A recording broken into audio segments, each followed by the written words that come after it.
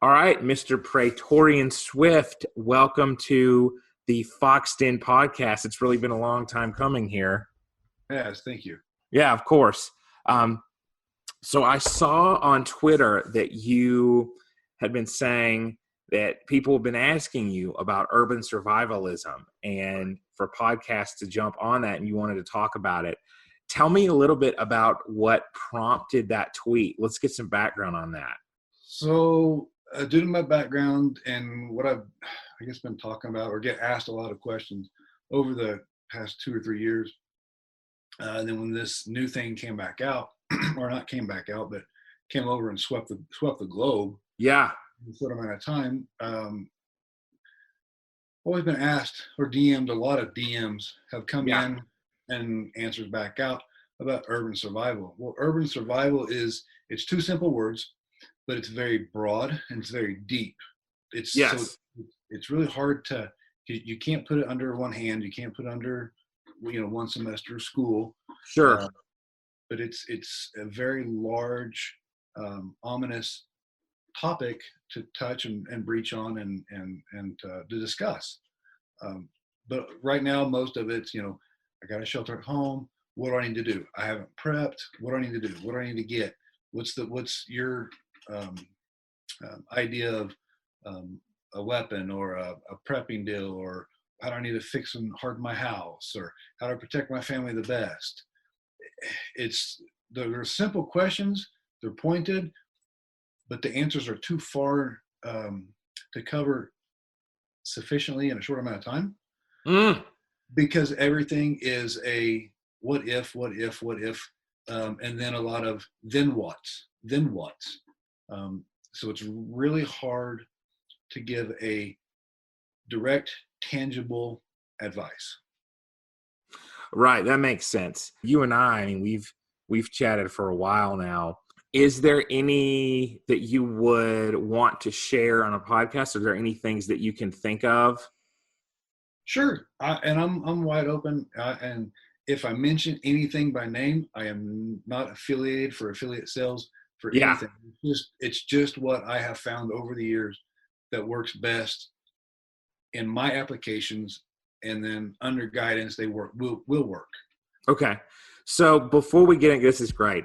Before we get in there, let's get a little bit, if as much as you're comfortable, I should say, of your background for listeners who maybe aren't familiar with your work, with your awesome training. Okay, cool. So in the beginning, when I was a kid, where I grew up in the South. Mm-hmm. I grew up on a cattle ranch, beef ranch. So I had that going. We were down in, people call it the sticks, 5 miles off the main highway and even 2 miles off the county road. Wow. So we're out there. My father's ex-military. My mom was a nurse. They both worked in medicine after my dad's military career for a long time. I became a lifeguard and then went on to being a paramedic. Paramedic for 9 years. Decided to switch kind of after 9/11. So switched over to law enforcement, more of the military, or not military, the tactical medic on the team. Decided to do the full switch over, became a law enforcement officer fully. Did that a couple years ago, decided it's time to change again. So another career pivot for me, but that puts me at almost 20 years law enforcement. In that time, special teams member, a special team leader, also did some private contracting. And then inside of all those specialties, all the training that goes with them, all the leadership that goes with them, and the understanding of society, culture, and people in mass, in large groups, right down to the individual criminal or threat person that we would chase, hunt, or attempt to apprehend over the years. Wow, significant. Okay. So this is a topic that you really have some acumen and expertise in. That's awesome. What would be some tips for maintaining tactical awareness, or some things that you think, I know it's difficult, like you have all this training, but what kind of the John Q. Everyman should be aware of in times like this? What you think your training could impart, if you can like imagine what it would be like to not have the training that you do. Right. For self and even, security of others with you, if, I know we're shelter in place in Colorado right now. Yes, we are. Yeah. You're not supposed to do unessential or non-essential travel. Right. Store but if I can compress all my training and all my experiences, it would be everybody, you, your listeners and watchers, you already have all the same experiences I do. But the mentorship, the push, the finite grabbing a hold of those experiences that you've had, and then being able to extract how to articulate exactly one thing. I know you like to go to certain concerts. Yes. Well, I used to. Oh, yeah. Back So pull out of that Rolodex, that mental Rolodex, pull out one concert. Remove yourself, like your emotions and what was going on at that time, whether you had a bad day at work or relationship, or you stubbed your toe, your dog ate your homework, whatever else. Extract that, and then just look at from about a 100-foot view of yourself in that, as you approached or inserted in that group of people. What did you feel that they felt? Could you articulate the tactile feeling of that group? Everyone's there to have a good time. Some are smoking dope, some are just drinking, but everyone's there for a good time. You feel it. So out of that experience in your mind, your memory, you can pull that one out. Okay. Now another one, say you watch a couple in public argue. Okay. You can feel that they're pissed at each other, or he's just tired of her shit and da-da-da-da. Okay, that's one. Now, also step back in your head. Everyone else that's watching, observing this couple fight, what do you feel that they're feeling? Right. What's the body language? What can you definitely articulate that was tactile in that situation? Even though there was a single situation and then another situation, emotions this way and emotions this way, can you articulate? Can you put your finger on it exactly? Okay. Right. There, you were just now learning. You're being able to look back on your own experiences and your own feeling and your feeling of everybody else in front of you. Compile that with the body language that you see. Now do that more and more often. Then it becomes second nature to your feeling and how you're seeing and observing. I'm big on the OODA loop. So explain that. The OODA. Okay. So anyways, OODA loop, Lieutenant Byrd, OODA, OODA, observe, orientate, decide, and act. So your four things. That's the most simplest thing. Here in a little bit, I'll probably put on Twitter. I have a pretty good diagram. I have the simple OODA loop and then the real OODA loop. And it's big. Oh yeah, I'd love to see that. That's great. I'll put that out later. Yeah. So you are able to look at it, observe it. As you observe, you're pulling your observation of the body language, and then that tactile feeling of the group. Right. Then you can decide and act, whether it be I'm leaving, or I'm going to go around them, I'm going to change my course, I'm going to pivot and do something else. That would be the most compressed experience and trainings that I've had that I can share with people, if that makes sense. Right. So what you're describing situational awareness, and it's funny how our occupational overlap is, there's some overlap right now. So like somatic awareness, being able to tell when a client is tensing up and is possibly reliving some trauma while doing EMDR. Right. It's funny because the severity of the situation and the necessity of situational awareness, of contextual awareness, really depends. It's like a positive correlation. It's very correlated with how dangerous your client is, right? So somebody like my supervisor now used to work in detox, and he would get people who were on substances and were bigger. You never know who's going to walk through the door, right? So he would have, and he also did wilderness therapy, which requires a lot of awareness of the outdoors. Right. So there were all these different things where you had to make decisions in the heat of the moment that maybe a therapist, an outpatient therapy wouldn't have to do. Now, for me, I used to do in-home therapy with people, and some of them had psychosis. So it's like you go in, you notice what's around, what's in the literal environment. Like, are things laying out that are like stale food? Is there, what are the smells? What are the sounds?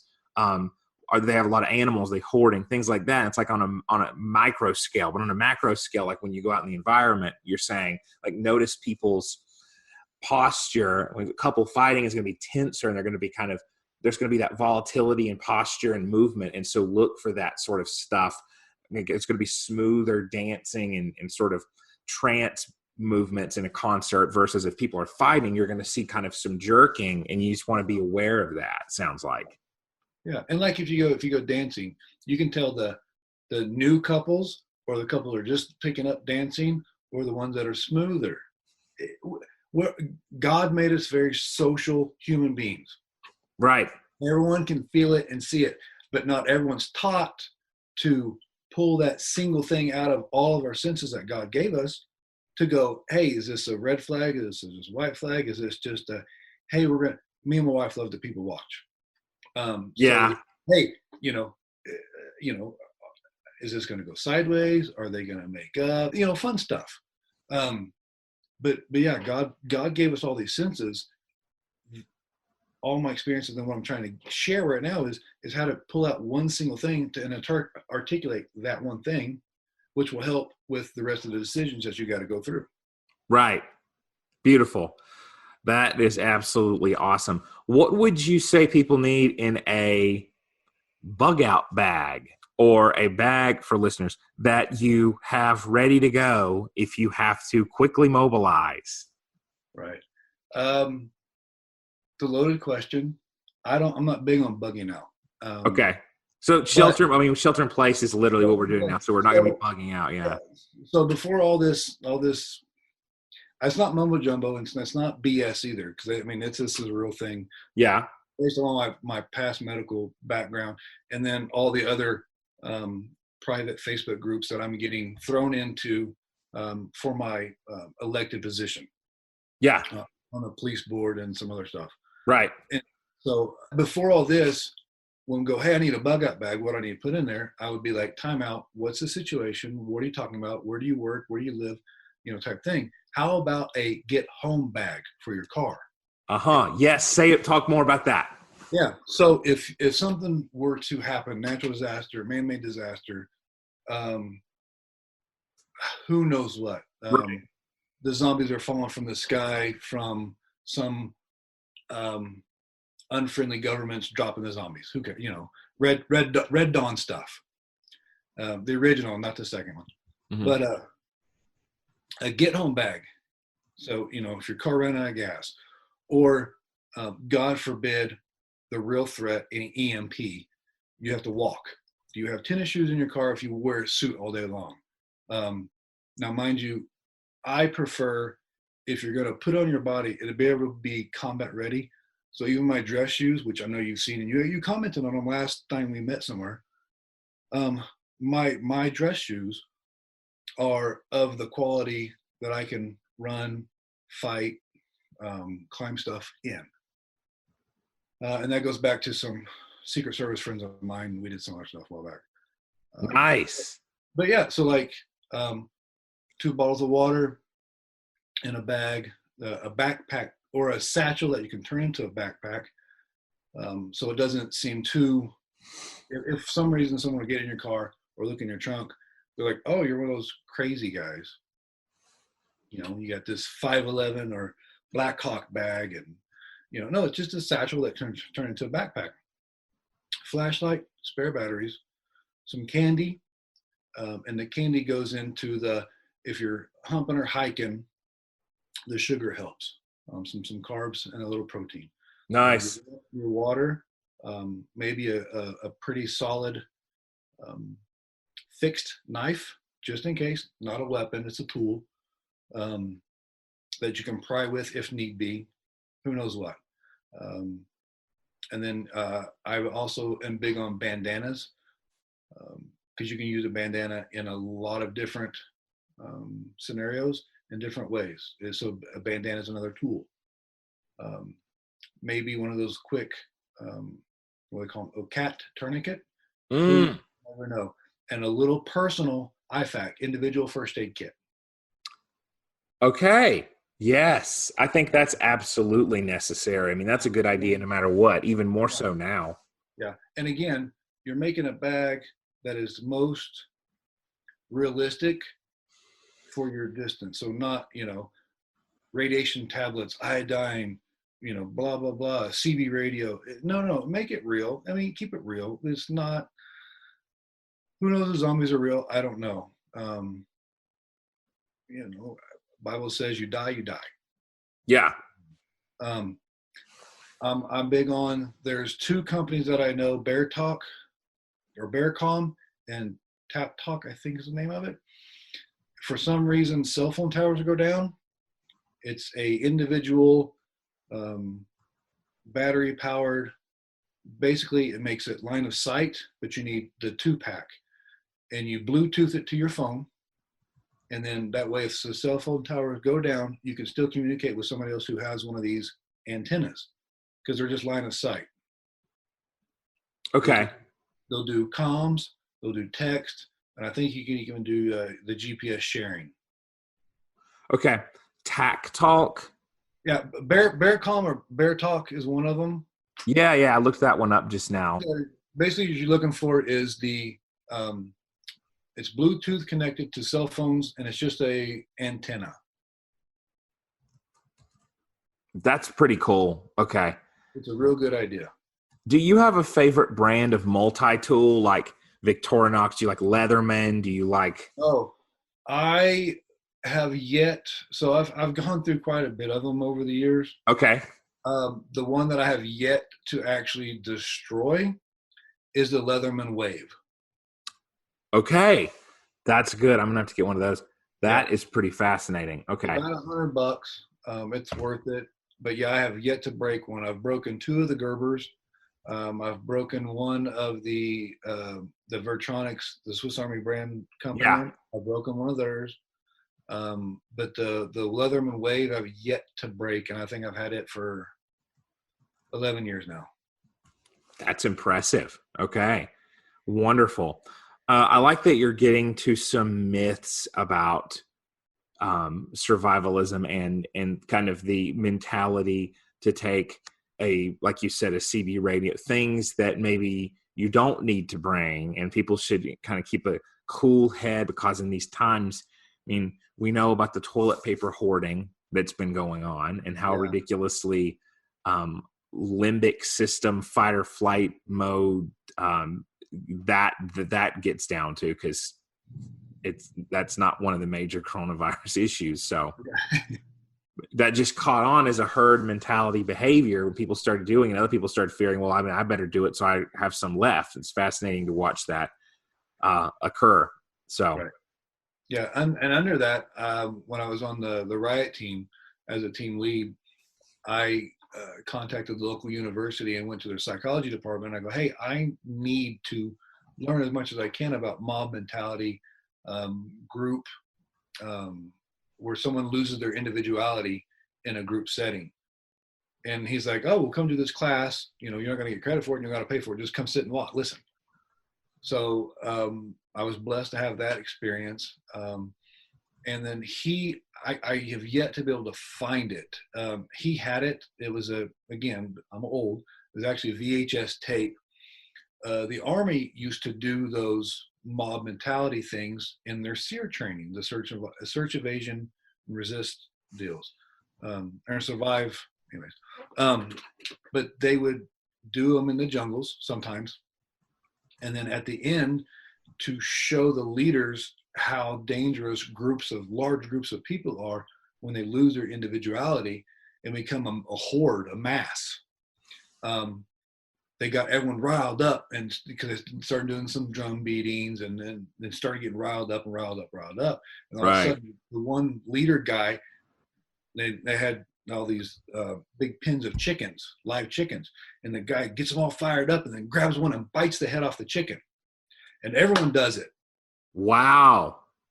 And it's on video. I was like, oh my God. I mean, I knew groups were dangerous if people were to divert or drive them a certain way. Right. I mean, even C.S. Lewis covered it really well in The Silver Chair. But people, when they lose their individuality, they follow well, which is why I think, Jesus calls us sheep when we don't in line with his teachings. Right. Because we're easily led astray. So where was I going? Well, we're talking about the toilet paper crisis and the sort of de-individuation, the group polarization going on. So, I mean, even my friends in Brazil, they're special forces guys. Besides getting their new badges hammered into their chest, they do some other weird stuff. It's not as a rite of passage, which everyone grabs a hold of on videos on the internet. But it's for that group, for that team to actually realize once they're done, I lost myself to the group. Right. So it's another learning experience to, even in your group, even in your core team, even in your special team, you have to make sure that you don't lose yourself getting caught up and you might go the wrong way. Absolutely.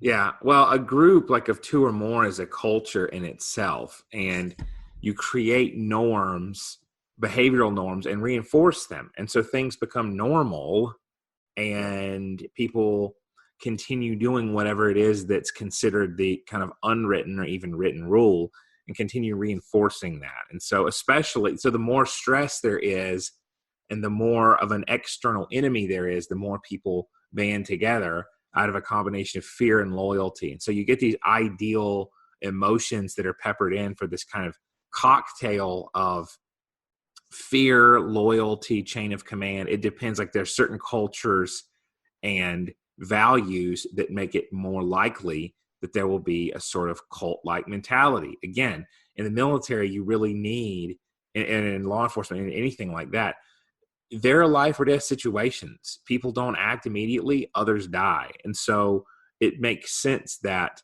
the Army would kind of, and the military in general, would go out of its way to show the dangers of that, because it can morph quickly into that. The higher the pressure, the more there's a tendency to go that way, I think. Oh, yeah. And for good reason. Oh yeah.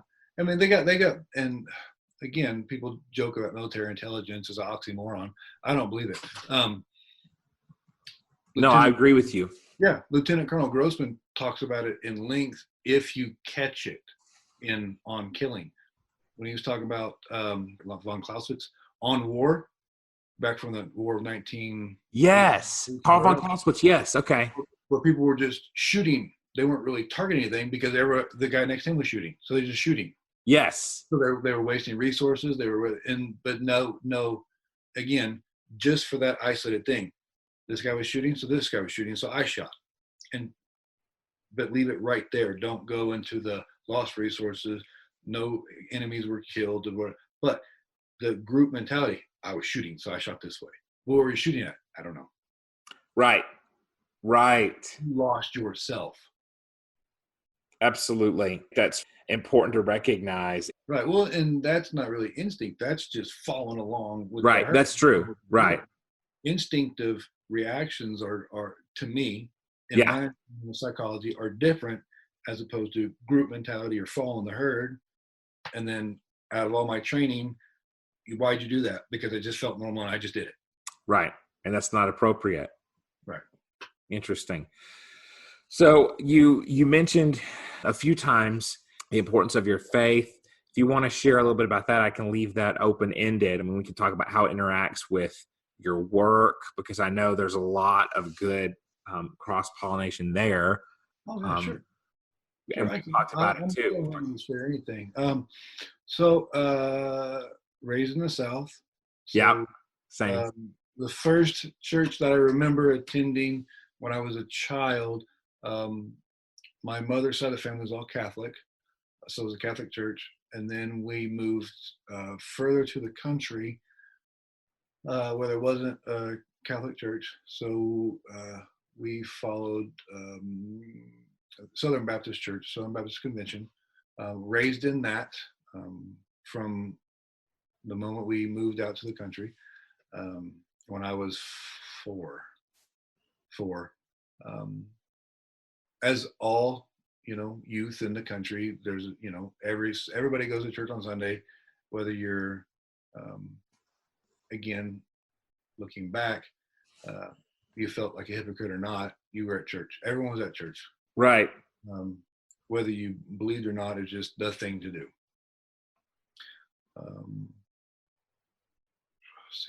Decided to accept the gift of grace at probably 10 or 11. Nice. Baptized, and then later 16, 17, 17, 18 probably. Got tired of the normal, hypocrites in church. Yeah. Didn't really want to listen to everyone, the church is not for the well-being. Christ only sees the sinners, and hospitals aren't for the well people. Sick people go to hospitals. That deal still didn't sit well with me. Again, in my youth, in my ignorance, said this is horse crap, and just kind of did my own thing. And then fast forward to about 20, so 3 years later, got into medicine, started seeing the world more than where I grew up. Even though we traveled growing up. Yeah. And got to see the world, but still not. When you travel as a child with your parents, you don't experience crap. No, that's true. So growing up, being in the world, working on my own out of the shelter of my father, realizing how not bad it is, but what the reality of the world is, that the devil is on the earth running amok. He's not in hell. And God is real, and God really does care, and God does provide and give the gift of grace to everybody as long as they accept it. And I don't say rededicated, because I think that's the Southern thing to say. Yeah, to have a point. Yeah, you know what I'm talking about. But to actually put my faith out of the foundation that I had covered up with mud and shit, to actually uncover it and go, no, this is really something you need to wear. So I put it on, really grasp a hold of, the whole armor of God, and then put that forefront personally and professionally, due to some other certain experiences. And it helped solidify what I already knew, what I had chose to ignore, and ask for forgiveness for that. And I knew I was, but still to have the internal conflict and the internal announcement that, hey, I screwed up, forgive me, God. And know that I'm forgiven, and know that I'm accepted for who I am and how I am. Absolutely. And then to really put that forefront, even in my occupation. Not for everybody, but for me, it also helped open certain doors. They made me, I was asked if I would be a chaplain, an on-duty chaplain, but not the head chaplain. So, we're all still deputies. That was our main job, but secondary was the chaplain. So besides the cross above my badge, and then carrying that into my leadership styles when I was promoted, even into the special teams, was looking back now to then, almost 16 years ago now, was paramount. And then not knowing the term for it, now I do, through my experiences of watching my dad and my father lead, and then purposely and intently putting my faith forefront, leading as a servant leader, to my guys, to my team, to my department, was wonderful, and is still wonderful. That's inspiring. Tell us about what it was like to watch your dad lead, and you said your grandfather, those two. Yeah. What did you learn from them? So I learned, my father, military a little bit, business leader, business owner, business operator, also leading our family, my mom, myself, my brother, and also being a leader in the church. Right. And one time asking him, Dad, how come you're not a deacon? Again, Southern Baptist deacons, it's also biblical too. Absolutely. Not all churches do it, but he's like, I can't be a deacon because he was divorced before he met and married my mom. It was a short marriage that was annulled. That was back even a long time ago, over 40 years ago now. But he's like, I was still married though, so I can't be a deacon because this is how the Bible lists it out exactly. And he goes, you meet everything else, you hold your family accountable, you lead, you're good with money, me and my brother, we're not running amok, which is one of the criteria for a deacon. He goes, so I'll lead from where I can, but I can't be a deacon. So that was a good thing. His father, my grandfather, he was Navy. He was a physician's assistant on an aircraft carrier during, the end of 1 and through 2. And he never talked about it a whole lot until the year before he passed. I was here, this is back down in the South. He called me and goes, hey, you need to come see me. I'm like, done. So I took a week off, then the following week from work, and flew down.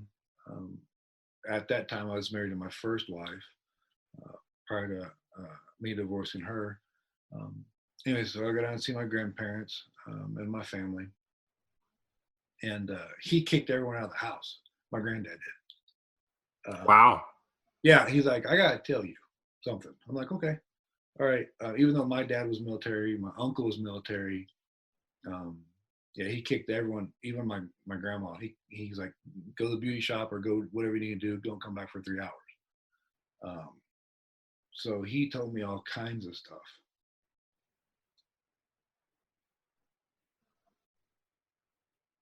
Anyways, flash forward probably 9 months later and he passed away. And my dad asked, he goes, hey, what did he tell you? And I said, he told me not to tell. He goes, okay. No other questions from my father. But he goes, hey, we don't have any real record of his military career. We don't know what rank he was or anything like that. So I pulled one favor from a friend of mine at the Department of the Navy, and gave him the information he needed to pull my grandfather's record. I get a phone call 3 days later from him. He goes, what in the, I got the package coming to you. I'm like, just send it, scan it, email it to me. He's like, no. I have a package coming to your dad since, you're not there, you're in Colorado. And I'm like, okay. And he goes, you need to see it. I'm like, okay. So about 2 weeks later, my father calls me and goes, hey, you need to get down here. This package has your name on it as well. It says, don't open unless you're here. Wow. I'm like, oh crap. Okay. So again, my grandfather was on a carrier at the end of World War I, Korea, and World War II. So I go home and this will all tie into my grandfather's faith. So, so I go home and we open it up. My buddy had an admiral there, and I can't say it correctly because of something else. Posthumously, award my grandfather his 5 battle clusters. Wow, that's amazing. Yeah. The aircraft carrier, the USS Tulagi, was the carrier he was on. Their carrier became the medical frigate at Iwo Jima. So, and they were on some other, it's now released and declassified, but they were doing a bunch of anti-submarine canvases of the South Pacific at the end of World War I and World War II for the Japanese and the Germans. But he also included a copy of the captain's log from the ship. And even the captain and the XO were like, hey, you know, my grandfather doesn't drink beer, so he gave us his. And so they documented pretty much my grandfather's physical attributes of his faith in their log. Wow, documented evidence of his dedication to the faith. That's amazing. Yeah. You know, I forget what they call them. I think it was streetwalkers or something like that, hookers, and the ports they would go to, and they'd be like, hey, you know, Swiss grandpa, you know, his name, chose to do the MP duty while you know, they run amok, and, you know, so yeah, it was documented dedication to his faith. After that, they came back. The ship was scuttled, and it's a artificial coral somewhere. Anyway, then he had his career in medical sales for the longest time. But growing up, my grandfather was the most soft-spoken, loving man. His funeral was slated for 2 hours. I think everybody in his community had to have a say. And it was good. They actually, instead of the VFW honor guard, they actually sent the full-time honor guard. That's huge. Huge. Wow. So it's very inspiring. Oh yeah. Yeah, I think I only heard my grandfather cuss any cuss word, and it was shit, and it was at me. Ever. So, but his faith and his dedication to the church militant and glorified or triumphant, was always evident growing up. That's huge. What a great example. Boy, he must have told you some interesting stuff in that 3 hours, huh? Yeah. He saw some stuff, and he knew I did too, and that's why he told me. Because that generation doesn't ever, or didn't ever, share, which is why they called it shell shock. They called it something else. The people who experienced combat or the bad parts of humanity never really talked about it with really anybody. This was why a lot of them became alcoholic. You know, the alcoholics, the abusers, because they had no outlet. Exactly. My grandfather came back with his brother, not the same ship, but they spent a lot of time together, and I think that was one of his many outlets for what he experienced. But he also wanted he wanted to share with somebody who had experienced similar things, but separated by generations. And if you are comfortable, it'd be great to hear some of what you've experienced on that front. So we're talking about spiritual warfare, obviously. Oh, yes. So however much, however little, if you want to move past this topic, that's fine. We don't have to linger on it. But what are your thoughts? What are your observations? What have you seen? What's any of that? Spiritual warfare? Yeah. I can remember. So my family is very my immediate family, my extended family. I've got some preachers in the family as well. There are, I don't have the right term for it, but to me, my observation, the good parts of the spiritual realm in the Bible, I've witnessed personally several times speaking in tongues.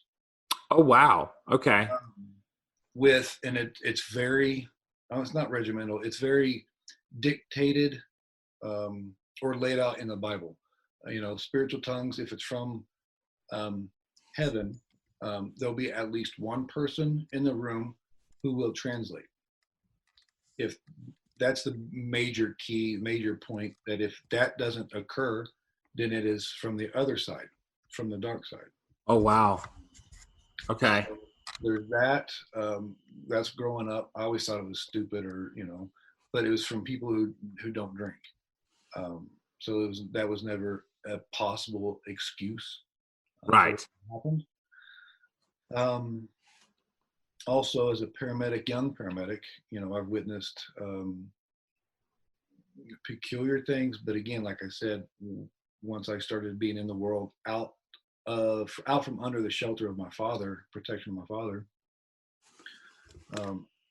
near drowning or near drowning victims who end up passing in the ER, but they say they're on fire.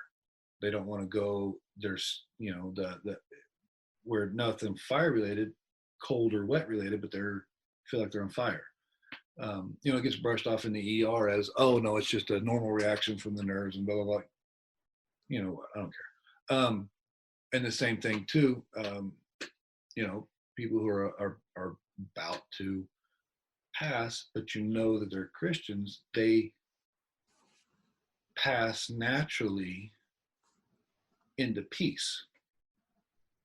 When people who don't have the gift of grace, they don't have that knowledge of where they're going, all of a sudden all that regret hits them, that fear hits them, they don't go peacefully. So there's that aspect and experiences I've had. In law enforcement, the true malicious or acts that outrage public decency, they're just, Saw and some of the other movies don't even come close to what real humans can do. Right. When I've experienced those things or investigated those things, this person, either, I have pretty much two extremes, either besides having no regret, it seems that there's something else driving that body, like not a robot, but like there's something else. What's that one movie with all the little emotions in that little girl's head? Oh, Inside Out. Yeah, Inside Out. I like that movie a lot. Yeah. But there's something like that. You can tell that there's something that's not real or good in them, driving them, giving them the direction, the want to do these horrible things to another individual or to a kid, or to an animal too. And again, if you research and study scripture, that only happens if somebody listens and accepts that possession type thing.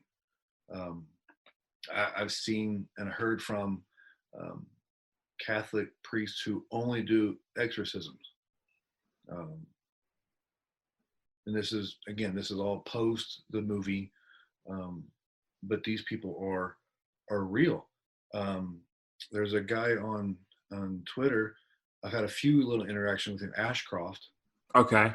Who he teaches at the Vatican how to do exorcisms for these priests. So it's like a whole, if they're called or they're given the spiritual gifts for exorcisms, he helps them, get ready and guide them and stuff like that. I think it's John Ashcroft. I'll have to look.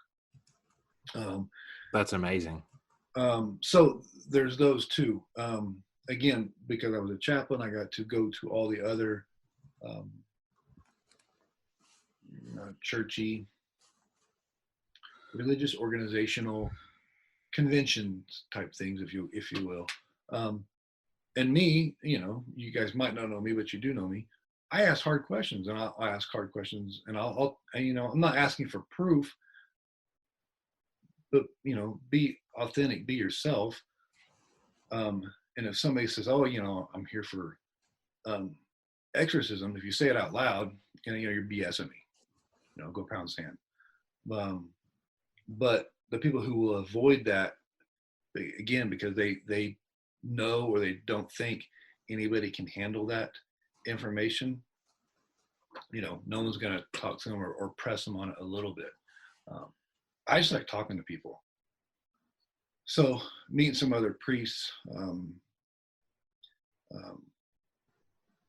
I can tell that they don't want to talk or they don't want to get near a subject in a group. Well, because it pretty much goes to everything else too. Your veteran groups or your law enforcement groups or your fire groups will talk about certain things, but certain people will avoid a topic. Those are the guys I want to talk to one-on-one about that topic. Yeah. You can tell they have some stuff that they are not sure if it's appropriate to share in mixed company. Exactly. Like my wife just had that the other day with her mom, my mother-in-law, talking about the all female infantry group. And my wife said something to her. My mother-in-law was like, I don't want to talk about that, but my wife's mine. But again, so there's those situations and experiences that I've talked to people with about, and even again too, one of my nicknames that I can share was Crazy Whisperer. I'll talk to the crazies all day long. I don't care. I'll even sing Beatles songs with them, as long as it gets them to comply and not fight. A partner of mine here in Colorado a couple years ago had one guy who was off his rocker, is the easy way to say it. He had some other issues going on. We took him to the hospital for an M1 hold, and we could start telling he was getting ready. He was tensing up, like we talked about earlier, the body language, the everything else, the cues, the grit, he was getting ready to fight. And again, for the OODA loop, I like to break the OODA loop. Like, hey, what songs you like to sing, or what songs you like to listen to, or my favorite one I used to do all the time is, hey, you ever been on a horse, or you ever been through a desert on a horse with no name? And someone goes, what? Or hey, you're in music. You like music? Yeah. You ever heard a song called "Sick 'Em on a Chicken"? Which is a real song. But it will break that OODA loop. And this kid, he was like, yeah, I like Beatles. Or like, and so I looked at my partner and I'm like, do you know Yellow Submarine? He's like, yeah. I'm like, you like Yellow Submarine? So we sung that for I think 3 hours in the ER before we could get mental health to come to the M1 hold on this kid. Wow. So, and of course I'm having to pull up my phone for like the third chorus, and but I don't mind at all. But I'll talk. I did have one guy. I truly thought he was possessed, like really possessed. Wow. We get him to the jail. Can't get mental health because he was that violent. I think I put him down twice in the ER waiting on him. But I'm like, you know what, Dan? We're just going straight. We're going to jail. So we put him in the ISO hold, and I have somebody bring me a bar of soap. And they're like, "You can wash your hands." I go, "No, just give me a bar of soap." And it's not approved and it's not disapproved, but I put crosses on the windows for the cell with the bar of soap. And this kid went ape shit for like 12 hours. I come back the next day. He's a different person.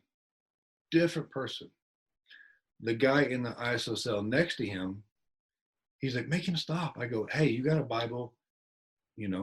How much of a believer are you?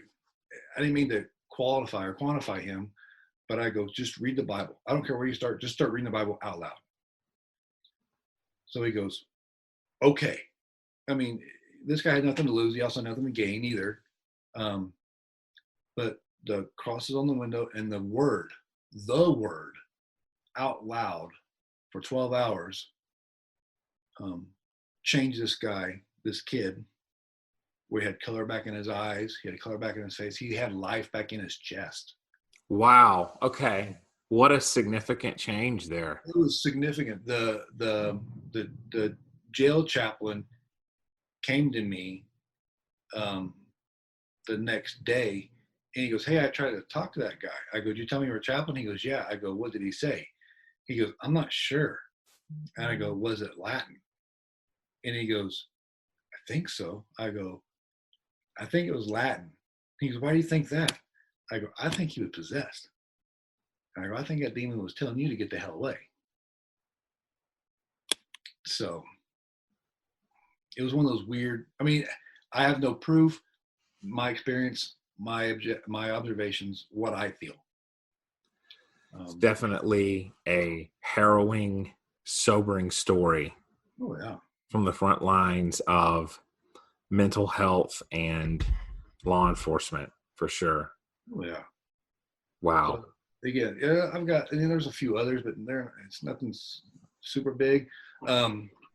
You know, basically spiritual warfare is everywhere and everything that will try to separate what God's put together, whether it be husband and wife, conflict, interpersonal conflict, whatever else, parents and children, anything that God says is good, look for those things that try to separate. That was one of my wife and I's main agreements was, if it's an argument from something I did or something I didn't do, we'll discuss it. But if it's something that feels like it's a thistle or a splinter or a goat head, a burr under your saddle, if you will, that it's not getting resolved by talking about it, let's pray through it. I mean, we pray through a lot of stuff anyways, but if it's not resolved by fixing an attitude or fixing something I did or didn't do, and just this morning I spilled some oil on the stove and it smoked. I did that, no big deal. She's like, "Hey, did you do this?" And I quickly blew it off, but then I came back. But that's easy. But if it's something that, you look funny today, or I don't like how you said this, and it can't be resolved easily, it might be a spiritual attack. Because anything that separates what God says is good is a spiritual attack. The most articulated threat from Satan in Luke and in Luke, talking about the birth of Christ. The lady was in labor pains, and then the son came out and the dragon tried to eat it, but then the woman ran off to the wilderness. I will hunt everything that the woman gave birth to, type thing. Every son of Adam, I will try to destroy. I don't know how much more of a written threat you need to always remember, if it's something God put together says is good, anything that separates that is spiritual attack. That's a good succinct definition of that. I can't resist here going into a very related subject. Tell us some of your favorite works by C.S. Lewis, if you want. I know you're such a huge fan of him. We've talked about podcasts that address his work. I'd love to open up the conversation to that, because we could definitely go some places with that. Oh, sure.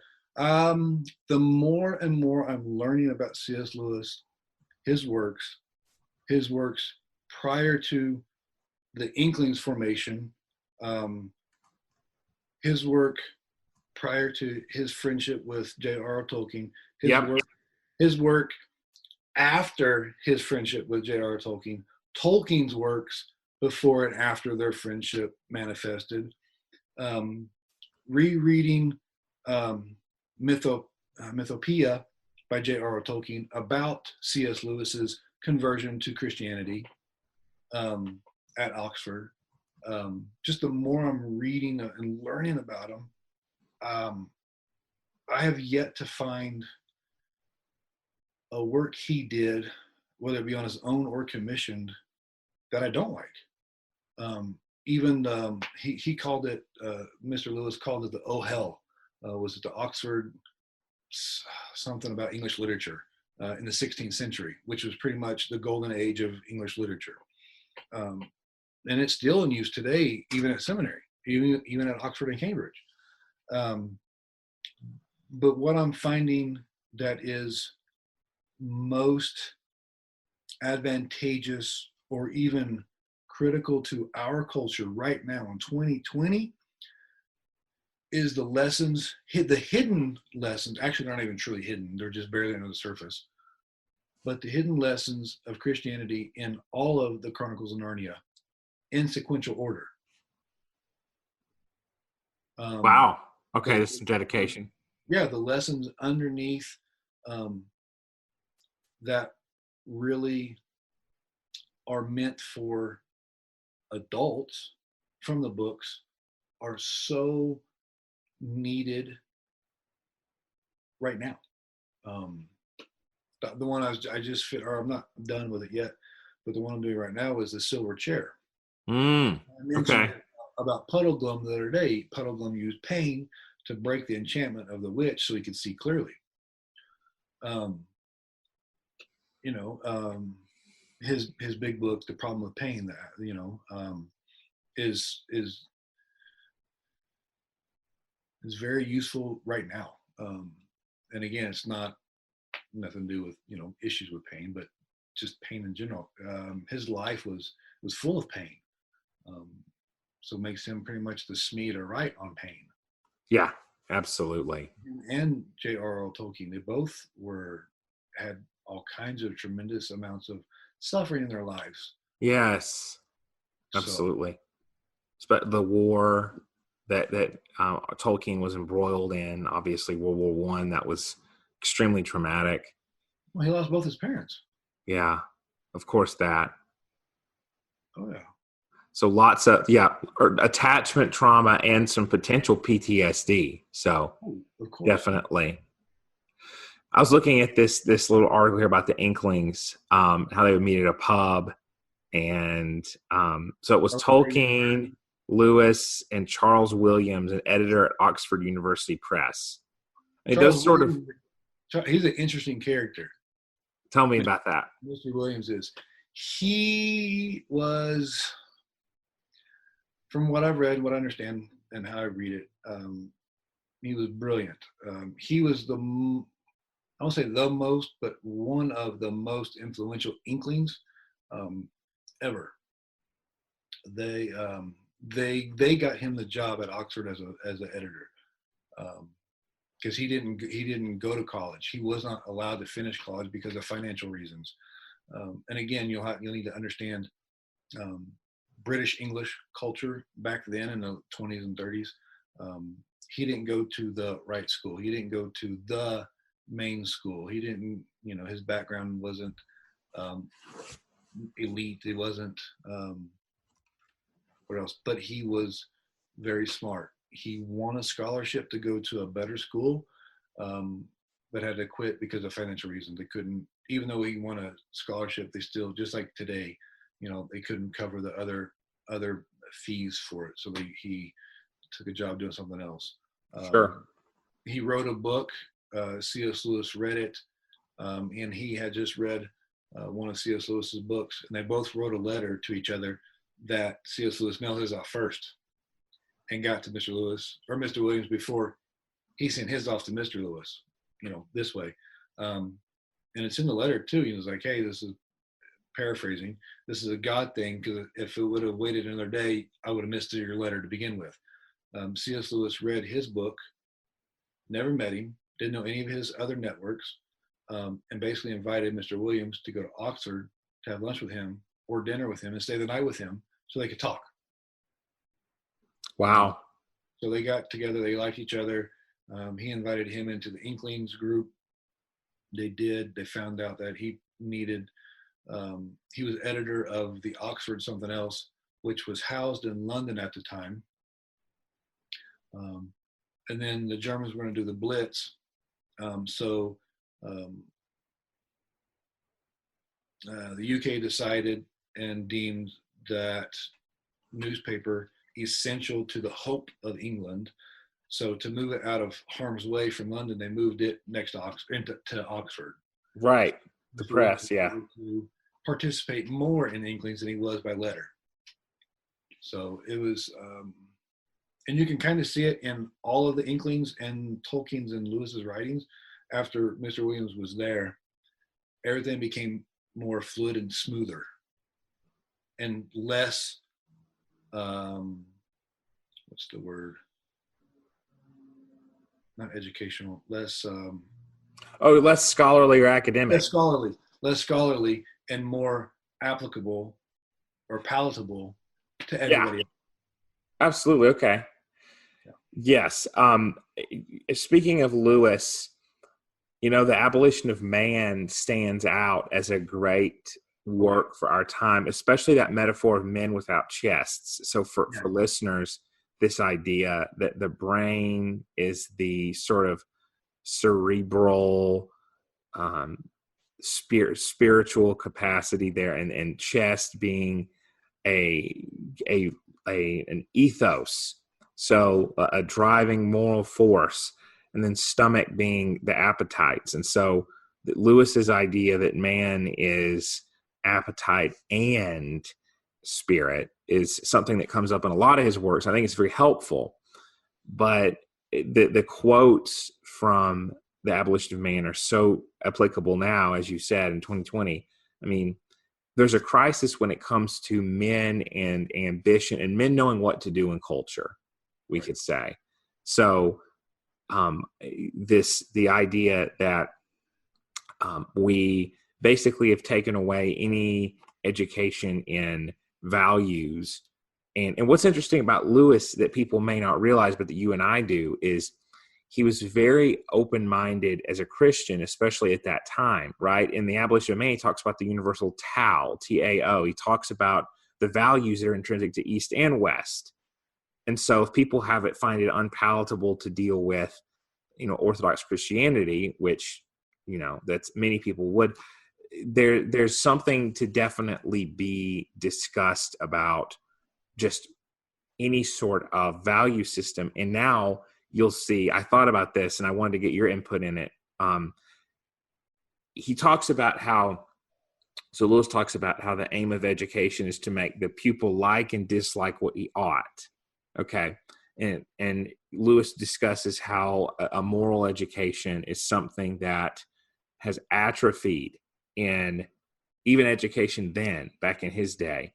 And so something I've noticed is in response to that. So it was a while where that kind of wasn't at all addressed, but now there's a lot of mindfulness and a sort of pseudo spirituality that's coming in, even in the public education system in elementary school, like teaching kids emotion regulation, how to interact and how to have empathy.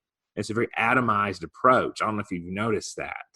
That's making a comeback, some sort of way of interacting. We could boil it down and say a way of interacting with others is something that isn't being taught as it was. Right. And it's weird because neither you nor I were even alive at the time that Lewis is talking about. So to have an education where those kind of things would have been discussed, so how to be and not just what to know, it's very fascinating to consider. Yeah, it is. It is. Yeah, because my youngest, he gets frustrated because to him there's right and wrong. Okay. So when there's something else that comes up with another fellow student or whatever else, bullying or hitting, whatever else, my son will go to the teacher or the lunch lady or not lunch lady, but it's the cafeteria monitor person, or even recess. He goes up and tries to do the right thing, to not really just tell on him, but he tries to, hey, tell the kid first. And he'll tell me this. He's pretty good articulate. I told him, don't hit me again, or don't hit this other person. He goes and tells. They don't do anything. He goes back. The kid's like, see, they're not going to do anything. He does it again. So then my son, being who he is, takes care of it. his way. And then I get the phone call. Hey, your son's fighting in school. Did you watch the tape yet? Or did you check the camera? Was he responding, or was he just, did he start it? Right. And then, Right. then I get a hold on. Hey, no, he didn't start it. He's finishing it. I'm like, okay, good. Right. So, and then then he comes home and he tells me all kinds of stuff. Well, teacher told me that I listen to my lizard brain and not my owl brain. And I'm like, so I understand what you're saying, and I don't have a good answer for it because I'm too personally in touch with it because it irritates me. Because I'm like, they don't let them learn their social skills, soft and hard skills that they need, that we did when I was a kid. And I think I went the wrong way with that. But no, what you're saying is kids aren't allowed to handle situations themselves. Is that it? they're not. Okay. Yeah, no, they're not. Okay. Well, no, the mindfulness thing, it's interesting because the question of why comes to mind a lot of well, why calm down and not jump in if someone is being abused, right? Okay. Oh, yeah. Because that two wrongs don't make a right. That's a very big thing in school, to kind of to reduce the harm, reduce the conflict, which is interesting because if someone's being bullied, that is a conflict. I mean, that's considered kind of a one-to-one interaction where it's one party that's being cruel. It's like, oh, well, if there's two and someone fights back, then that's too much. Well, then bullying needs to be addressed. It needs to be addressed at the root. And the root is our views of other people and how kids are being taught or not being taught often at home about how to interact and treat their fellow students. So, and again, you can ask, well, why does that matter? Okay. To make school go smoothly. Why does that matter for education? Well, why does that matter? Anything can be torn apart by that.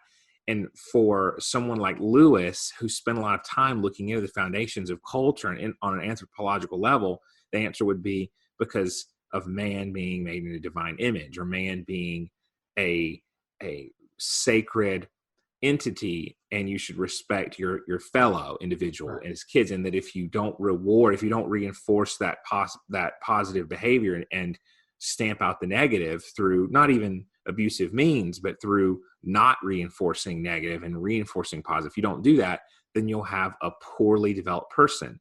And I think there's definitely not a view now. The view now is that people are great, except when there's something slightly in the way. And if you remove that thing, they'll be great. From what Lewis lays out in The Abolition of Man, in the past, people were educated in what was good, what was virtuous to like and respond to. And it's interesting because he says that people have to be taught that stuff, and it's not innate.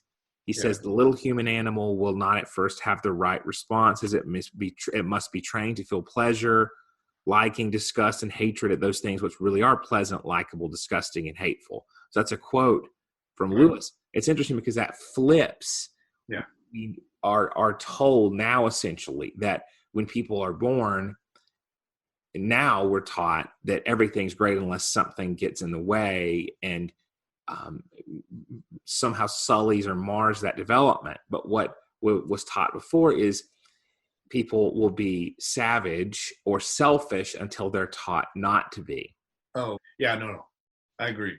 If you notice that in the school system, if you notice kind of this of a Pollyanna view almost, when bullying is going on, it has to be addressed in a way, obviously, that's respectful to all involved, but it does have to be addressed. It does.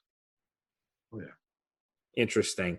Do you have maybe a top Lewis book of all time? Well, let's go this way. A favorite fiction book of his, so a Narnia book or whatever, and then a favorite nonfiction, more essay style. I'm liking the Silver Chair. I'm liking the lessons in there. Yeah. For an adult. Yeah. There's that one. I figured. And then, that's a toss up between The Problem with the Pain and Pilgrim's Regress. Which is amazing. If you want to say a little bit about Pilgrim's Regress, because I don't think that's one, I'm glad you picked, I don't think that's one that many people are as familiar with. Right. They know Narnia. They probably maybe know Mere Christianity for some bonus points. Yeah. Well, I also like Out of the Silent Planet in that series. The Paralandra, yes, the space series, which is one that true Lewis fans will know, that maybe others won't know. Screwtape Letters is one of my favorites because I got it. I have it too. I read that in high school, and the interesting perversion, and there's actually, for listeners out there, I'm going to include a link to this. There's a YouTube channel called C.S. Lewis Doodles, and it has a person drawing out this little characters in the story while someone is narrating it. And I think the voiceover for Screwtape Letters one is Andy Serkis, the guy who did all of the motion capture for so many different series for Lord of the Rings. So I think they took the audio from an audiobook version of Screwtape Letters and then just started kind of doodling it. It's interesting. If you Screwtape Letters is such a tour de force on how the mundane can be used to distract from the supernatural. And again, I don't think we hear that too much now. No, right. And again, with the Screwtape Letters, again, my age shows, I can't think of the Screwtape Letters without thinking of Paul Harvey's "If I Were the Devil" speech or essay. Yeah. Oh wow, that's a great thing to reference. No, Paul Harvey's a little bit before your time. You're not old, so I think you probably were listening to that younger. I mean, I remember Paul Harvey. Didn't he only die a few years ago? Yep, just a few years ago. Yeah, he was a good radio character. I remember him from The Rest of the Story. Yep. That thing of back before people could Google, which why that really gets back a whole 20 years, which is a blip on the radar of universal time. But and even like when Google was starting to be something, it hadn't caught on as much as it had now, obviously. But you had the little shorts like that on the radio or things on TV where you would get some background before everyone could just be an at-home detective, armchair detective. I know. Yeah. Yeah. Screwtape Letters, and that goes along with Mr. Harvey's essay. But again, that's an interesting story of how he even began that little narrative or letters. And how was it? Tell us that. So Mr. Lewis was really busy.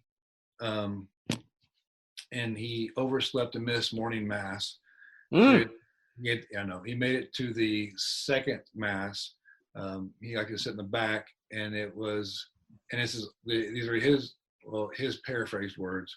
Was he wasn't too impressed with the priest who was giving that mass, so he sat in the back and started doodling on the little note, or not notepad, but envelope for the offerings. Yeah. And then I may have done that before as a kid. Oh, yeah, of course. Maybe. No, I did a lot. Or made paper airplanes. But he started doodling and had the idea of what if you could listen in to two devils talk about how to have a man deal with, at that time, the fear, the paralyzing fear that England was under during World War II. How would you drive and swerve somebody to lose their faith? Right. So. Yeah. And the psychological element, the understanding that Lewis had of human psychological and sociological processes is certainly impressive. So much academic psychological research isn't even a blip on the radar yet. So it's fascinating. What strikes me especially is, because I kind of refreshed myself, I watched a few of these little doodle videos about how when someone was thinking about significance, a Screwtape, the elder demon, was telling his nephew Wormwood how he distracted the man with thoughts about, well, better to eat, better to have some lunch before thinking about this. And then the man goes outside the museum where he was thinking about the nature of humanity and how is this all there is. And the person gets distracted by a paperboy and just quaint little things like that, and doesn't give another thought really to the ultimate universal significance of humanity. And I'm thinking, oh my gosh, the unbelievable applicability to our current state of you don't even have to go anywhere to distract yourself from anything. Right. And I'm not one of those people who think social media is all evil. I'm talking to someone on Zoom and recording a podcast. So I think it's a tool. And I think like anything else, it can be perverted, but it's easier to pervert. It's so much easier with social media to use that. And it's an active distraction versus television, which is more passive. So it can get its hooks and it reinforces. Oh yeah. So and then create inaction, just a feeling. Oh, I'll pray for you, or I feel bad for them. But if you don't do anything, there's no good transference. I really like that. I love that point that you're making, because hopes and prayers.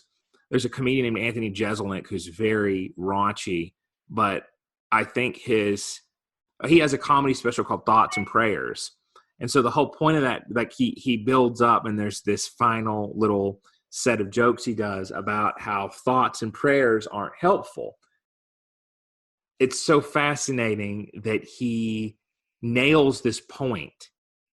And it's not limited to just Christianity. I would say anyone who has any belief in any supernatural, so I'm qualifying that, I'm making it very general, that idea of sending positive energy or good vibes is what people say sometimes in Colorado or somewhere that's more infused with some new age stuff. It becomes even more pronounced of, well, I'm sending positive energy or good thoughts. And you think, well, now you have to just say something like that in a situation where you're shelter at home and you can't visit someone. But beforehand and then after, in the world after this, after Corona, the idea of going and bringing your neighbor something or being available physically and emotionally, right, much more important, and it's not corny. No. So I love that you're bringing that up. I mean, people have to call that out. I think that's an elephant in the room, that people can be very passive in faith.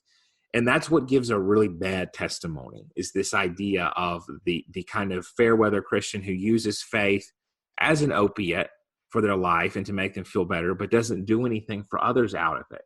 Right. No service. No. And then I don't get sideways. People get sideways with me. Like if I'm talking to a mission board or some missionaries going someplace, and like, we're gonna go share Jesus. I'm like, okay, what else are you doing? And they're like, well, what do you mean? I go, okay, well, sharing the love of Christ with other people is not only telling them about Jesus or giving them Bibles in their language. What else are you doing?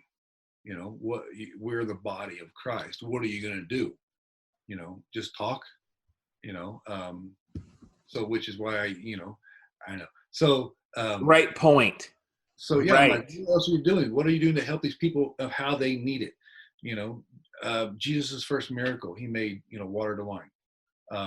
That was helping that couple and that family, that young family, which is another whole freaking long podcast just on that Bible story. The depth of that. God loves us besides of our heart for what we need, small and large, the needs we have as people on this earth, this side of heaven. He cares about all of them, small and big things. And also, God has enough energy and power and love to even care about the small stuff. Right. Well, tell us, it could be a whole podcast, but tell us about that verse that you're talking about, the story. Oh, in Canaan. Yes. Okay. The water to wine at the wedding. Yeah, absolutely. No, I think you're absolutely right. People can be so, this is a Southern phrase and you'll appreciate it. People can be so heavenly minded that they're no earthly good. And that's a phrase. Yeah. Have you heard that one before? You remember that? Yeah. Yeah. And it's like, that's a really good way of looking at well-intentioned, but ultimately unhelpful spirituality. And if someone's heart is in the right place, that's great. Let's get their actions there too. Right. And so again, if there's anybody who's going to argue with this, I mean, you're not arguing with me, you're not arguing with Jeremy, you're arguing with God, and you're going to lose. And here's the best other story in the Bible. to make sure to illustrate this point that God cares about the small stuff and the big stuff all in the same. He's got the power to do it. As Christ is dying on the cross, right before he stops breathing and they pierce his side, what did he do? He told his mom that John's going to take care of her, and John, this is your new mom. Take care of her. Right.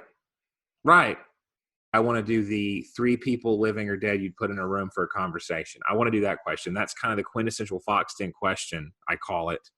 Okay. 3 people living or dead for a conversation in a room. You're there too, so it's 4 in total. I know you sent me this yesterday. I thought about it for maybe 10 minutes. Okay. I would probably, everyone answers Jesus, but that's always kind of fun. Maybe Peter. Okay. Peter, George Washington.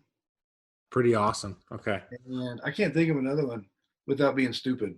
No, listen, those are some good ones. Tell us why Peter. Well, first off, hi, how you doing? Whatever else. And then also go, what the fuck? You were walking on water. Why'd you guess it? You were there. Those stories are very interesting because you kind of figure, how could someone lose faith over it? And then it's like, people now have so much power in terms of their smartphones, and they can look up anything, and people, what do? They often get bored with that. People can become so quickly acculturated to the phenomenal that it becomes commonplace. So anyway, those are some great answers. So George Washington, so obviously as a history or America buff, that's right. Just to get his insight, like what would be truly, what was his education growing up to help him be who he was? Given the fact that it was classical education, a little aristocratical, there as well. But how did he take that classical education and keep it with his faith in God, without being legalistic in that scenario, and again, for then, turbulent times of uncertainty. Because it was almost like the disciples, the moment he took that role, is this death warrant from England. Absolutely. So just to find out his mindset, what his background, and what was he fearing, what was he also leaning. I knew what he leaned on. He leaned on Christ. There's those paintings, and there's other letters and journals of his time in meditation and prayer through the entire thing, even into his presidency. His what was it, hour and a half, hour and 15 minute, according to the assistant, or whatever they called him, butler, of his prayer every morning. It's just fun to not pick his brain, but to talk to the man. Yeah. I'm not big on picking people's brain. I want to talk. Let's talk. Oh, okay. Shit. Kind of like this. Yeah. And then I guess another one that's mostly kind of oddball would be President Polk.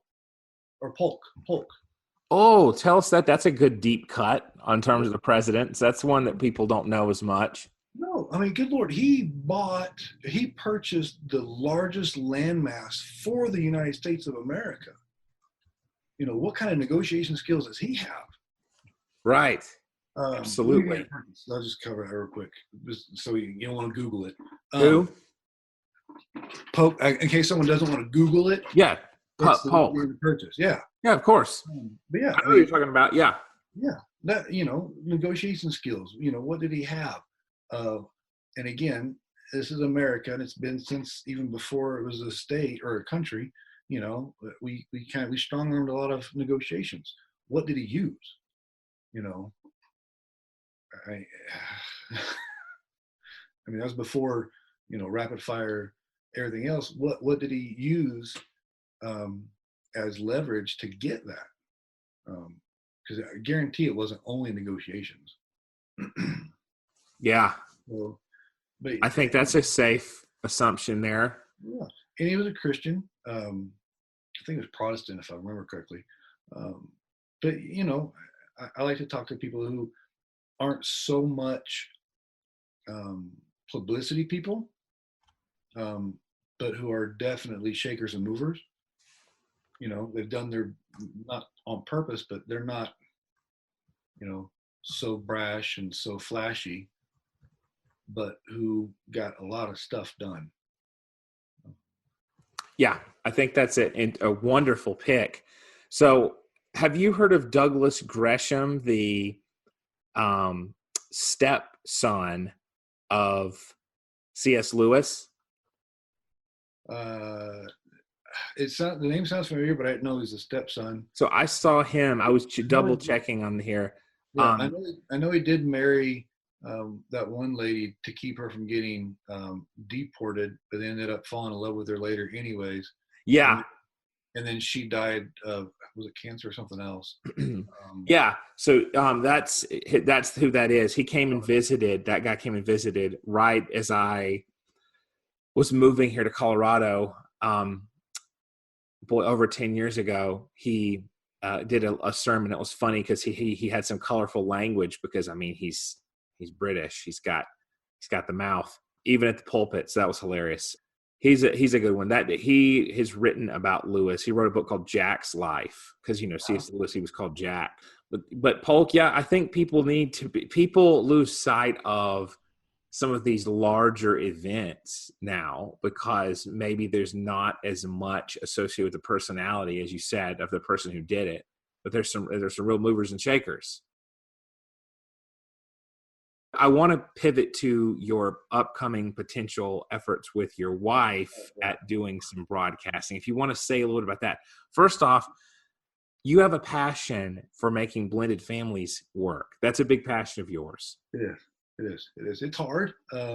It's like a slow cooker on wheels. How did you and Mrs. Swift first meet, by the way? Happenstance, sort of. I got divorced, got another house instead of an apartment or townhome because my kids, I don't want them to grow up in a freaking apartment. Right. So found a house with a yard and a and then saw this girl and was attracted to her, still am. Pursued her. At that time she was married. I didn't know it, so it wasn't like I was hot pursuing, asking her on dates like that. Right. And then she came and asked me about a lawyer, which surprised me. And she's like, well, I'm getting divorced. And I was like, oh shit, I didn't know you're married. Okay. And then about 2 years later, finally just straight up asked her out. And then at that time, I was on light duty because I got hurt at work in a fight. So I had pretty easy schedule, 8 to 5, Monday through Friday. No, not a big deal at all. So we were able to spend a lot of time together, get to know each other fairly well. And then we started really dating. And then I think after our first or second date, which went really well, I asked her to read a book to find out if she could handle being a cop's girlfriend or wife. Wow. But I didn't want to waste my time. I don't want to waste her time either. If this wasn't going to work out, let's just figure it out right now before we go too far into it. And it was by Dr. Gil Martin. The book was Law Enforcement or Emotional Survival for Law Enforcement Officers and Their Families. So she read it in a week, and then we went out on another date. Sort of. She came over and I didn't even ask about it. She just handed me the book back and goes, I can do this. So I'm like, excellent. So we courted more. And then I met her kids. And then she met my kids. And then we had the kids meet. And then about 2 years later, after everything was pretty good, and then she met my parents and then my family back down in the South. And then I asked her parents' permission to ask her to marry me. I got her grandma's okay. um, which is a big deal. And then my parents agreed, um, and then we let the kids know. And then we got pretty much the blessing of all the kids, and then we were married that next year. Wow, that's a really inspirational story because it shows how much communication is going on there. Right. Because we were both, in our previous marriages, were married young. So we had to learn besides the growing up part, the communication and the sharing of life and the sharing of responsibilities and just pretty much we learned from our first mistakes of what not to repeat in this marriage. Because when I divorced the only time I divorced, I was pretty staunch on I'm never getting married again. And I would just fall into my career, fall into my kids, and just be myself. Absolutely. So when I met her, she was pretty much the same thing too after her divorce. So she wanted to be a single mom, and that's it. No boyfriend, no dating, no nothing. But she wanted to get some firearms education, so in case she need to, she could defend herself. But she fell for me, sucker. So yeah, because she's 10 years younger than I am. So awesome. Yeah, very cool. So give us a little hint, even the barest hint, if you want, about what you two are thinking of doing. So we are discussing the more details, and our working title is Marriage Takes Salsa. Very, very intriguing. It's intriguing. Well, it's pretty deep. My wife's Hispanic, so there's salsa. There's a joke in there too about when we first got together about Chile, depending on what you're talking about. Yeah, Chile. Yeah, sure. Yeah, and then salsa, chips, and dips, and then we also like to go dancing a lot. So we do salsa and tango and bachata and line dancing, sort of. I'm not a big line dancer, but two-step, country swing. And then we're working on mambo right now. So we do a lot of dancing. But yeah, I figured, I pitched it to her and she liked it a lot. But we'll go from there. I mean, it's not going to be, there'll be sort of this Swift, the guns and knives and tactics and survival and, that mindset too. But over our years so far, and now as we continue, it'll include her, because I put into her and our kids so far, which I am working on another book for mindset purposes for kids and women and people, novices, into pretty much gunfighters, people who don't have the flinch, the jump, and the hesitations. So we're working on that for her because she went through the whole cycle, and it's a roller coaster cycle to change a mindset from a novice sheep into a person who, if you need to be a predator to protect her and others. And it's again, without the psychology element behind it or scholarly language, it's palatable, it's applicable and tangible. Right. Transition from novice to I can do this without hesitation. And what do you think what do you think are some of the best desensitization exercises for that you've seen? This is a good question. It's a good line of questioning here. So desensitizing would be it's not. That's the kicker. It's grasping that there is good and evil in this world. Right. Grasping fully that it is biblically okay to defend yourself or others with lethal force, which, if you want to break it down simple, play stupid games, win stupid prizes. That's a mindset, but people just make it too simple.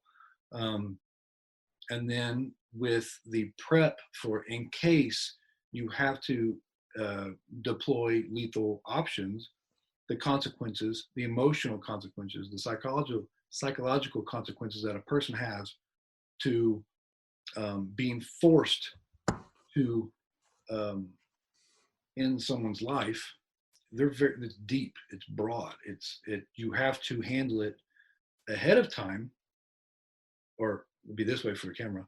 You have to, so your incident or your event here, you have to prepare this side for the stuff over here. Yes. Preparation. If you don't prepare for it ahead of time, military does it, law enforcement does it very subtly. I didn't. And my learning curve has been shorter because I did make it subtle for her. And she was okay with it now. And there was a time when she wasn't okay with it. She thought I made her paranoid on purpose, but that's that learning curve.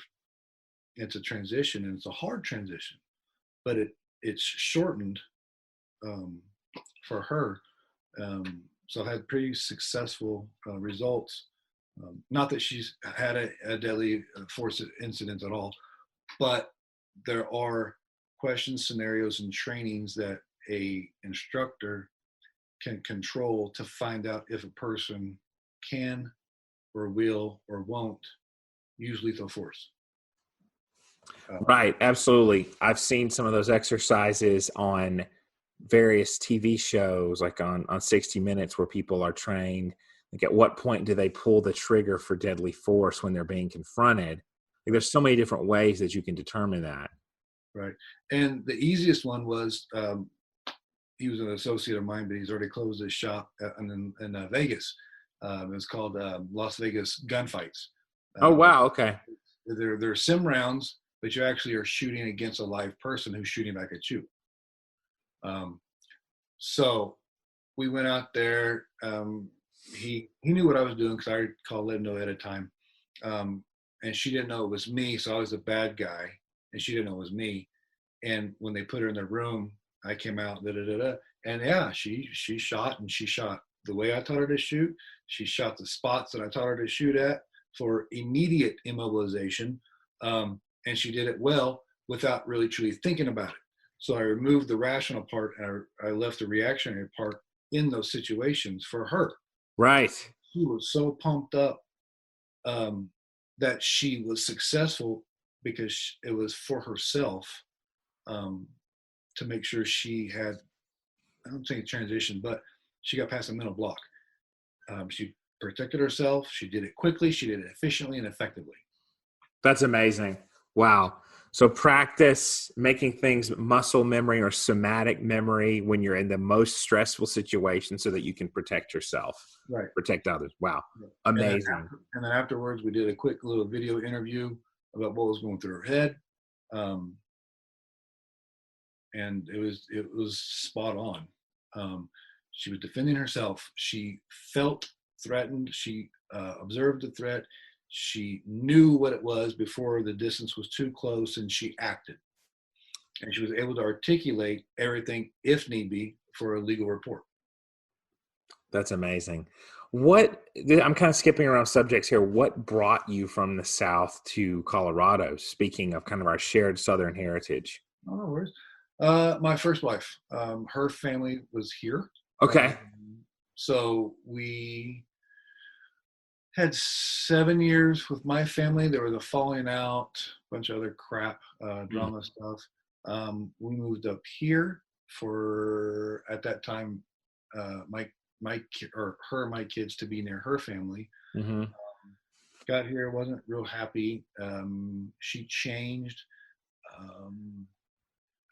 Without bad talking, my kid's mom. Sure. It didn't work out anymore. So right. I chose to leave. I divorced her. I left her the car and the house and everything for the kids type thing. And I just moved my life outside, but didn't leave the state because I wanted to be near my kids. And then that was it. So. And you ended up meeting someone who you're much more compatible with.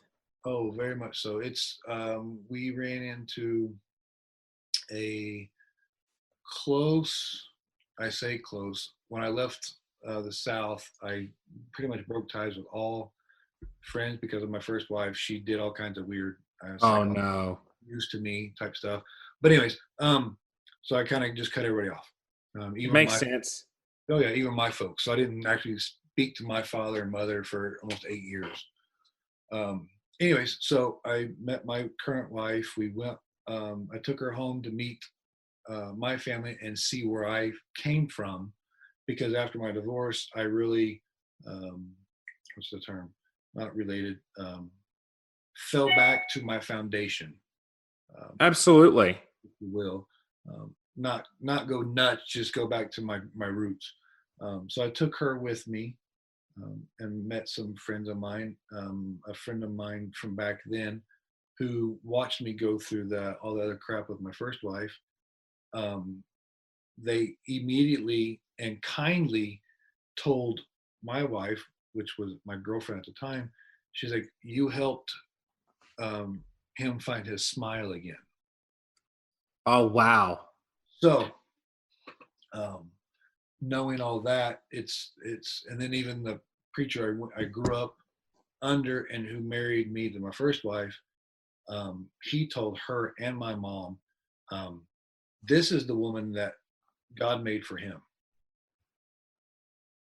Because it completes me, because I'm not big on that, and I don't think really any real man of God would say, oh, a wife completes the husband. They complement the husband, because we, in a biblical marriage, your first priority as a spouse is God, and then it's the second is the other spouse, and then third, kids and everything else.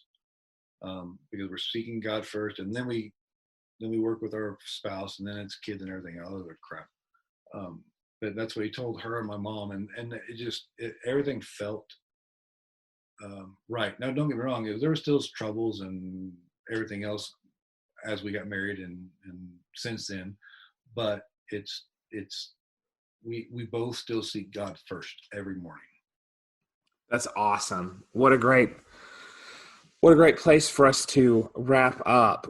Tell us where people should look for you and your works, if you want. Sure. PraetorianSwift.com. Okay.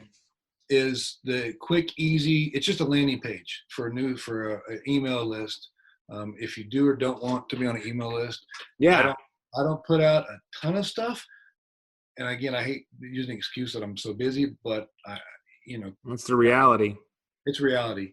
But I do send stuff out every now and then. I am working on some other things that will be in the email lists coming up.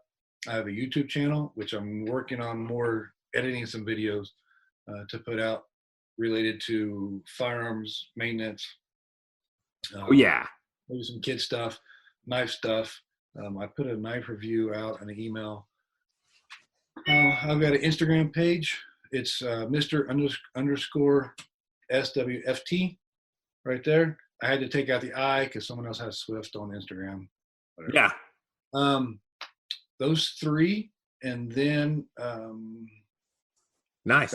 Pretty much it. And then the podcast, once her and I get all the details ironed out, figured out, and going, as of this morning, I think I have 12 episodes wrote out, titled. So I was advised by a mentor of mine to have at least 50 before I even start. So I'm also working on a workout guide book type thing in conjunction with the approval of Adam Lane Smith for getting Ira a night's workout. That's awesome. So you were advised to have how many podcasts figured out before doing it? 50. Wow, 50. That's a lot. I know. Not that it's bad. That's awesome. Right. What was advised to me. And he's like, that way you don't run out of stuff to talk about. Sure. Because when I sought his advice, it was just going to be me. And I'm like, I can't talk to myself for an hour. Maybe I could if I drink a little bit, but. That's great. So Swift, your name here comes from your nickname with law enforcement. Yes, it was one of my nicknames. It was, I have trouble tooting my own horn, if you will. I try to stay humble. And right. I'm pretty fast. I mean, I'm not the fastest, but I'm pretty fast. With trigger, with running, with my gun out of the holster on target. And again, I've got some other acquaintances who are way better than I am, a whole lot better than I am. But you're pretty damn tough with it. Yeah, I hold my own. I do 3-gun competitions nationwide, under my real name. But yeah, that was given to me by a guy who was tip of the spear military wise. Wow. So I kind of hold on to it. I would. But tell us Praetorian, as in the Praetorian Guard. Tell us why you took that on. Why is that a part of your user? So when this all first started, I want to say 3 or 4 years ago now, it was with my wife and this other lady met, and they got to talking. They go, "Hey, our husbands kind of have a lot in common. Let's go have dinner together, so we can, couple friends." And so we went to dinner, and it was this guy walks in. He's a big, tall guy with his dog for dinner, and he sits down, and we start talking a little bit. And he's deaf, so I'm hard of hearing too, so I can read lips too. And he goes, "Hey, do you know anything about the dark triad?" I said, "Actually, I do." So him and I hit it off, and he goes, "Hey, I need a bodyguard because I go on some speaking tours and speaking engagements, so I need some protection." I'm like, "Okay." So I gave him my price. Right. And so we did probably about 10 or 12 of those. And then in all of our interactions from dinner and meeting together and talking about it, and then him actually honoring me with having to proofread and not edit, but proofread his book, his novel that he was working on. He goes, "You got a lot to say. You have some good experiences. You have something to offer the world more than where you're at physically." And he goes, "You need to be on Twitter." I was like, "I don't know nothing about Twitter." Says Bird, I don't care. Because at that time I had my own YouTube channel for firearms and some other stuff, law enforcement targeted only. And it really wasn't going anywhere. And I was being drugged around the country when I created that one, teaching and stuff. So I deleted it and canceled all that stuff. But he goes, "Hey, you need to have your own name." I go, "Okay." He goes, "Think about what you do, what you offer, and what you share with people who either employ you or need your services or other things like that." So the more I thought about it, I called a friend of mine up who I'd actually protected diplomatically for a while, and under authority of Department of State and my sheriff's office I did work for. And he goes, "Well, let's look at this." He's an older guy. And he goes, "Well, you've advised me quite literally on almost every bill I either proofed or created over that time period." And he goes, "Kind of like the Praetorian Guard." I was like, "Oh shit, okay." Yes. So Praetorian and Swift. Yeah, I figured it was something poetic like that regarding your law enforcement and gun handling, but I thought there would be an awesome story behind it, and certainly. I don't think I've ever said that out loud for here. The origins of Swift. I think I'll put that as one of the tags in the podcast. Well, this has been absolutely awesome. If you, any closing thoughts you want to share, anything you think. Let's see. Usually, always, no matter where you're at in your life, whether you believe or not, doesn't matter. You can belong way before you believe Jesus is who he says he is. If you don't want to, for some reason, whatever is personal to you, you don't want to accept that gift, he still loves you. Even if for your own life, his teachings are all beneficial. Nothing takes away from you personally, ever. And being a Christian doesn't mean no more fun. And I'll probably go into the podcast with my wife too. just marriage itself is a blessing. It's a union. The gifts God gives just a married couple are far outreaching what you could do on your own with a relationship. Without saying, sex and marriage is best, because you can kind of get nuts. But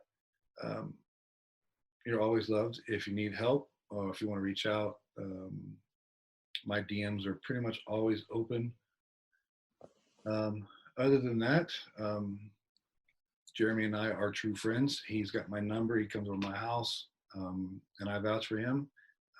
If this is the first time you ever watched him, follow along. That's it. You heard it here.